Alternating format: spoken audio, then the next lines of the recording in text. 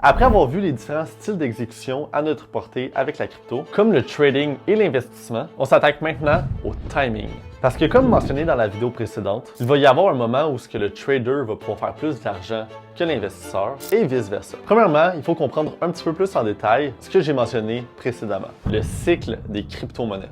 C'est un processus qui se fait sur 4 ans et qui est divisé en 2 styles de marché. Un bull market, un marché de 3 ans qui vient à monter, et un bear market, une période de 1 an où est-ce que le marché vient à descendre. Ça commence avec le bear market qui marque la fin du cycle et donc en même temps le début d'un nouveau cycle. C'est à ce moment-là que tous les profits qui ont été générés lors de la montée, mais que les personnes qui n'ont pas vendu, viennent à être jetés littéralement à la poubelle. Parce que pour l'avoir vécu à plusieurs reprises, cette année-là vient à être extrêmement difficile. On s'entend, le marché vient à descendre pendant littéralement 1 an. Donc, il y a beaucoup de personnes qui viennent à abandonner, qui ne s'intéressent plus au marché, qui arrêtent tout simplement de le suivre. Parce qu'ils aussi sont majoritairement arrivés lors du top, puis ils sont venus à perdre énormément, tout simplement parce qu'ils ont suivi leurs émotions, puis ont suivi ce que le monde dise dans les médias traditionnels. Puis on va pas se le cacher, lorsque tu achètes au top, puis que ça vient à descendre, ton investissement fait juste perdre de la valeur. Encore une fois, ça revient à ce que je dis souvent, ces personnes-là n'ont malheureusement pas eu la bonne guidance. Puis pour être 100% honnête, je me sens mal pour eux.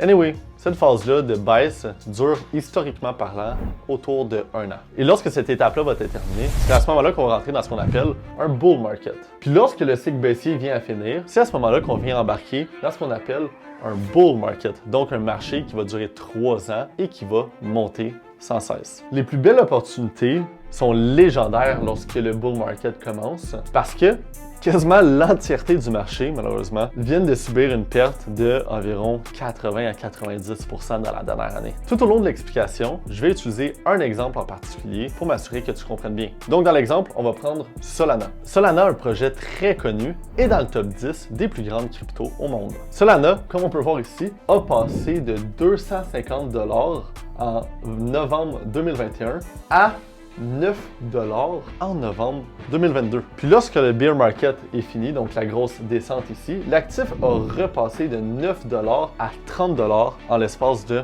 3-4 mois. Donc littéralement, on a quasiment un 600% en l'espace de 100 jours. On va pas se le cacher, c'est assez légendaire. Mais lorsque le bear market finit et que le bull market commence, je dirais qu'on pourrait séparer ça en 3 phases. Disons la première année suite au bear market, on va l'appeler le pré-bull. Exemple, Solana qui passe d'autour de 10 $ jusqu'à 120 $. Après, on va voir ce que j'aime appeler le mid-bull. Après avoir eu un gros pump de pré-bull, qui a fait littéralement un x10 sur Solana, on risque d'avoir une chute de quelques semaines, quelques mois, en entamant le mid-bull. Et ça, c'est tout ce qui se situe dans la 2e année du bull market.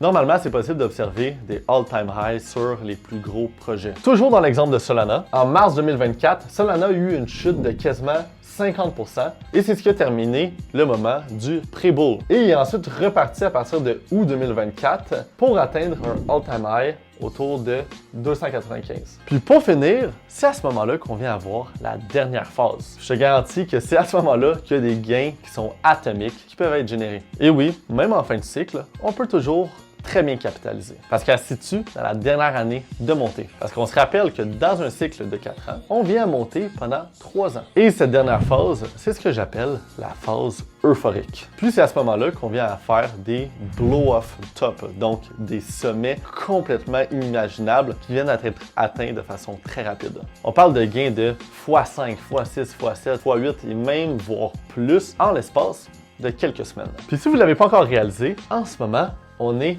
en plein dedans. Donc, réitérons, on a eu le pre-bull qui a fait 600% sur Solana, suivi du mid-bull qui a créé un moins 50 avant de repartir vers un nouveau all-time high. Là, on a eu une petite correction et en ce moment, on se dirige vers le niveau euphorique qui va exploser vers des nouveaux sommets très fort probablement. Donc, on résume 4 moments importants à comprendre. Le bear market, le moment que les actifs descendent de quasiment 90%. Souvent, tout le monde va se désintéresser au marché. Par contre, c'est à ce moment-là que ça va regorger le plus d'opportunités d'acheter des des actifs crypto à des prix qui sont extrêmement bas. Après, le pré-bull qui va durer environ un an, qui va amener les premiers gains dans le marché, suivi du mid-bull qui va amener une première correction suivie de certains all-time highs sur des grandes capitalisations crypto, avant d'avoir peut-être une dernière correction et se diriger vers le moment d'euphorie, le moment que tout va exploser comme s'il n'y avait pas de lendemain, avant que le monde soit justement trop euphorique et qu'on revienne à la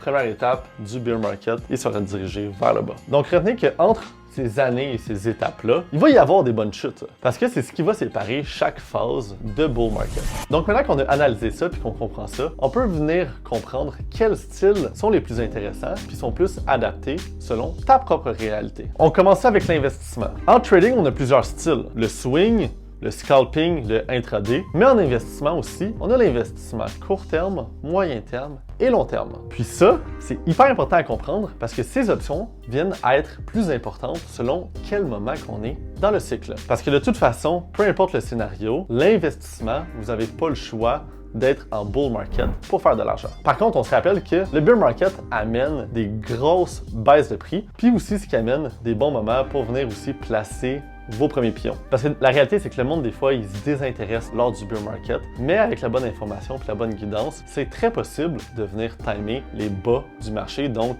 la fin du bear market, pour s'assurer que vos pions sont très bien placés, littéralement le meilleur moment. Puis personnellement, je l'ai fait avec l'Ethereum en 2022. L'un de nos analystes l'a même fait avec Bitcoin, autour de 15 800 $ si je me souviens bien. Mais bon, revenons à nos options lorsque tu es un investisseur en temps de bull market. Pour du court moyen terme, ce que vous pouvez faire, ou plutôt ce qui est optimal, c'est d'attendre les grosses dips qui séparent chacune des phases. Donc oui, il faut être patient, mais si vous êtes au courant qu'il y a des chutes, de parfois même plus de 50%, vous seriez en mesure d'acheter des prix qui sont beaucoup plus optimales pour du même coup générer des retours qui vont être beaucoup plus gros. Donc faire des x2, x3, x4 même, tout dépendant de la crypto que tu choisis. Surtout lorsque le pré-bull finit, ça devient relativement facile d'acheter les dips. Parce que la réalité, c'est qu'on sait qu'on est en bull market, mais aussi, on sait que ce cycle-là, il n'est pas prêt d'être fini parce qu'il reste encore 2 ans devant nous. Puis ces rendements-là peuvent se concrétiser assez vite, croyez-moi là-dessus. Du genre 2 à 4 mois, puis c'est fait. Puis maintenant, pour le plus long terme, puis si tu veux vraiment pas te casser la tête, l'option 1,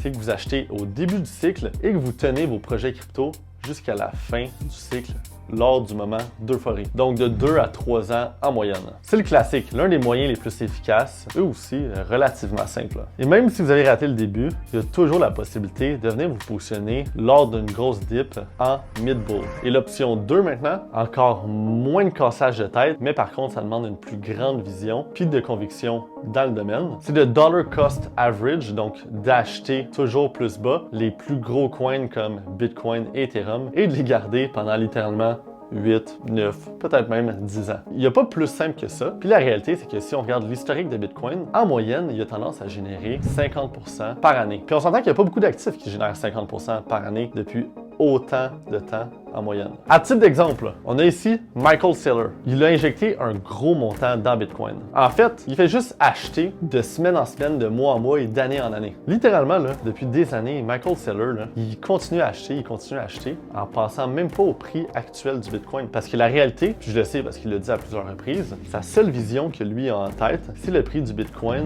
dans 10 ans. Il sait que Bitcoin va éventuellement atteindre le million. Donc, tant aussi longtemps que Bitcoin est en bas d'1 million, pour lui, ça vaut la peine de continuer à acheter semaine après semaine. Il joue vraiment le long-term play. Puis moi, je suis bien d'accord avec lui que c'est un excellent moyen de penser. Maintenant, pour le trading, vous avez pu comprendre que lorsqu'on parle d'investissement, il nous faut un marché en bull run, donc un marché haussier, pour générer des gains. Mais avec le trading, les traders, ils sont morts de rire lorsqu'on est en bear market parce qu'ils ont la capacité de capitaliser sur tous les mouvements, que ça monte ou que ça descende. Donc, qu'on soit en bear market, pré-bull, mid-bull ou même en euphorie, c'est toujours payant d'être un trader. Mais encore une fois, il faut les bonnes informations, les bons outils, la bonne stratégie et la bonne guidance pour être en mesure de bien lire le marché. Mais une fois que ça c'est acquis, on va se dire « Wow, c'est la belle vie ». Parce que imagine trader le bear market, faire de l'argent lorsque tout le monde perd de l'argent, puis de réinvestir tous ces profits-là en pré-bull market. C'est ce que j'appelle le Holy Grail, si je peux me permettre. Donc bref, les investisseurs vont être en mesure de générer des profits lors des 3 années de bull market, que ce soit dans n'importe quelle phase, mais encore plus amplifié lors de la phase